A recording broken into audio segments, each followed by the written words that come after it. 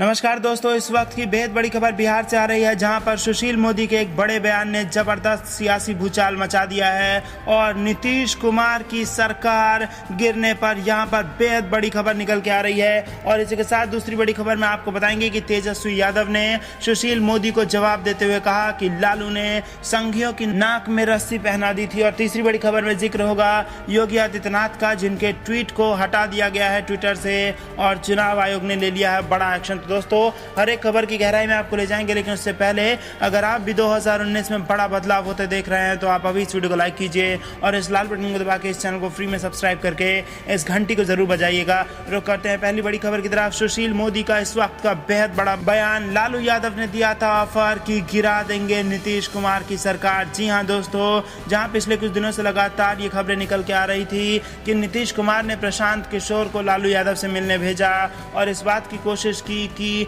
नीतीश कुमार को वापस महागठबंधन में लिया जाए। इससे जबरदस्त सियासी भूचाल मच गया था और अब एक और बड़ा बयान सुशील मोदी की तरफ से आ गया है बिहार की राजनीति में, जिसके बाद जबरदस्त सियासी भूचाल मच गया है। दोस्तों, सुशील मोदी ने कहा है कि लालू यादव ने यह ऑफर दिया था कि अगर सीबीआई की जांच में सहयोग मिल जाए तो नीतीश कुमार की सरकार वो गिरा देंगे, क्योंकि नीतीश कुमार यहाँ पर केवल परिस्थितियों के मुख्यमंत्री बने हुए हैं और जब चाहेंगे लालू यादव उनकी सरकार गिरा देंगे। तो दोस्तों, यहाँ पर दावा किया है सुशील कुमार मोदी ने कि संघियों का साथ लेने की कोशिश की लालू प्रसाद यादव ने और ऑफर दिया था कि अगर सीबीआई जांच में साथ मिला तो गिरा देंगे नीतीश कुमार की सरकार, जिसका तुरंत पलटवार किया है लालू प्रसाद यादव के छोटे बेटे तेजस्वी यादव ने।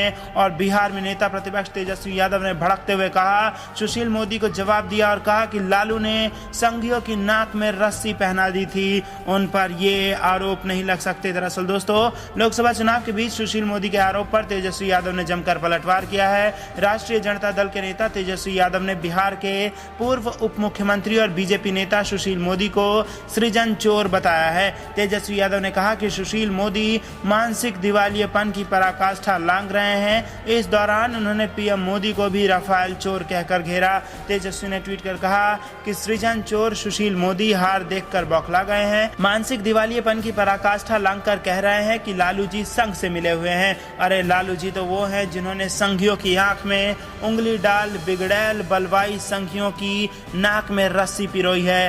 कोई और बहाना खोजो, राफेल चोर के गोतिया भाई सृजन चोर। दरअसल दोस्तों, तेजस्वी ने कहा कि सृजन चोर जी, लालू जी ने संघ की घृणित नफरती राजनीति को बिहार में पांव पसारने नहीं दिया।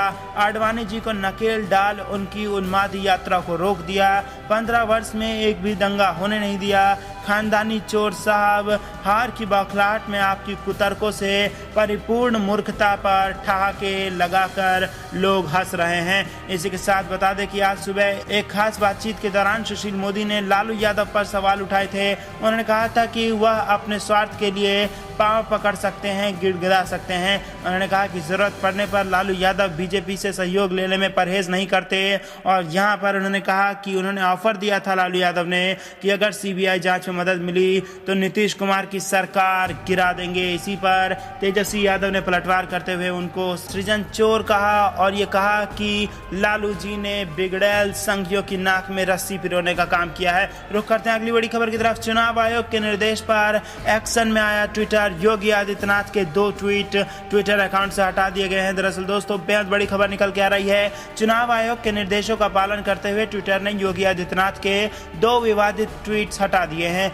जिसमें उन्होंने मुस्लिम लीग को ग्रीन वायरस कहा था। 5 अप्रैल को किए गए ये 2 ट्वीट योगी आदित्यनाथ के ट्विटर वॉल पर नहीं दिख रहे हैं। इसकी जगह पर एक मैसेज दिख गया है जिसमें लिखा है कि माय योगी आदित्यनाथ की ओर से किए गए इस ट्वीट कानूनी सवालों के जवाब के कारण भारत में हटा दिया गया है। चुनाव आयोग की ओर से उठाए गए कदम और ट्विटर द्वारा की गई कार्रवाई उत्तर प्रदेश के मुख्यमंत्री के लिए एक बहुत बड़ा झटका है। बता दें कि मुख्यमंत्री योगी आदित्यनाथ के उत्तेजक और अपमानजनक टिप्पणियों के कारण चुनाव आयोग ने उन पर 72 घंटे के लिए प्रचार करने पर बैन लगा दिया है। सुप्रीम कोर्ट की ओर से राजनीतिक नेताओं द्वारा की गई सांप्रदायिक टिप्पणियों पर ध्यान देने के बाद चुनाव आयोग ने इस मामले में हस्तक्षेप किया है। राहुल गांधी के वायनाड से चुनाव लड़ने का ऐलान करने के बाद योगी आदित्यनाथ ने कांग्रेस के साथ काम करने वाले इंडियन यूनियन मुस्लिम लीग पर हमला किया और इसे देश को बांटने वाला वायरस बताया। इंडियन यूनियन मुस्लिम लीग केरल में कांग्रेस के नेतृत्व वाले यूनाइटेड डेमोक्रेटिक फ्रंट का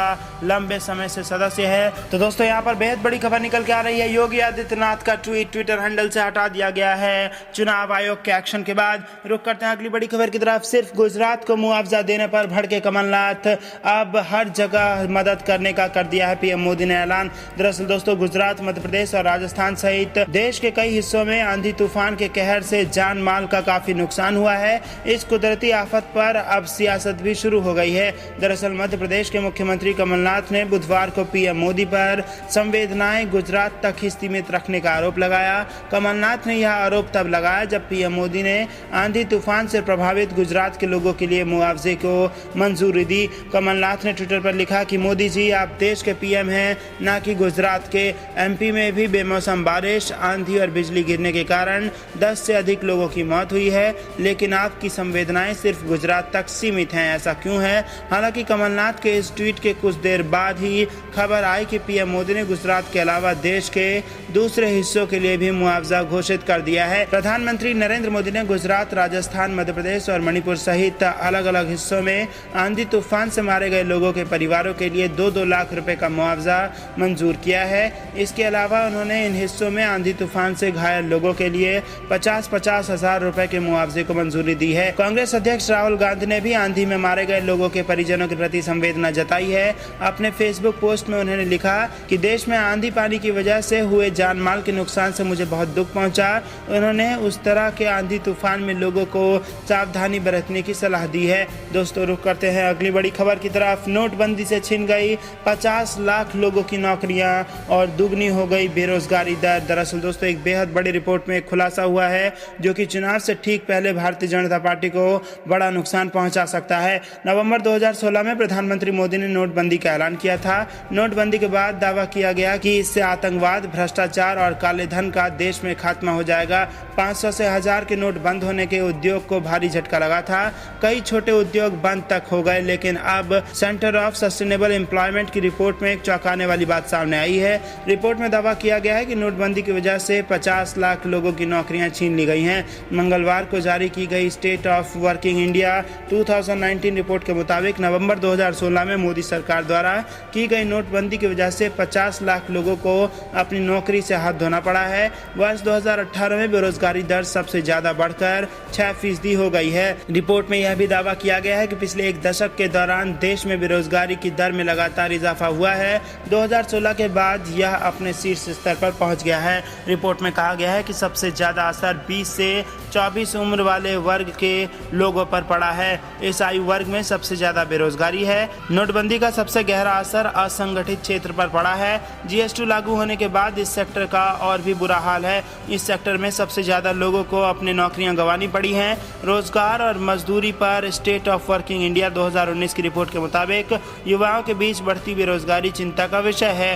ग्रामीण और शहरी दोनों तबकों में सबसे ज्यादा बेरोजगार युवा ही हैं। इसमें पुरुष और महिलाएं दोनों शामिल हैं। रिपोर्ट में दावा किया गया है कि पुरुषों की तुलना में महिलाएं कहीं ज्यादा प्रभावित हुई हैं। बड़ी समस्या यह है कि महिलाओं में बेरोजगारी दर अधिक है। यह रिपोर्ट ऐसे समय सामने आई है जब लोकसभा चुनाव चल रहे हैं। ऐसे में यह रिपोर्ट चुनावी मुद्दा भी बन सकती है। विपक्ष इस रिपोर्ट के आधार पर केंद्र सरकार पर अपना हमला और तेज कर सकता है। चुनाव पूर्व तमाम मुद्दों की बातें करें तो बेरोजगारी सरकार के लिए मुश्किल का सबब बनी हुई है। इससे पहले की बड़ी खबर में हमने आपको बताया था कि सिर्फ गुजरात को मुआवजा देने पर भड़क गए कमलनाथ और अब हर जगह लोगों को मिलेगा मदद। पीएम मोदी ने तुरंत किया इसका ऐलान। इसके पहले की बड़ी खबर में हमने आपको बताया था कि चुनाव आयोग के निर्देश पर एक्शन में आ गया है ट्विटर और योगी आदित्यनाथ के 2 ट्वीट उनके हैंडल से हटा दिए गए हैं। इसके पहले की बड़ी खबर में हमने आपको बताया कि संघ के मदद के दावे पर भड़के तेजस्वी यादव और सुशील मोदी से कहा कि लालू ने संघियों की नाक में रस्सी पहना दी थी। और सबसे पहली बड़ी खबर बिहार से आ रही थी,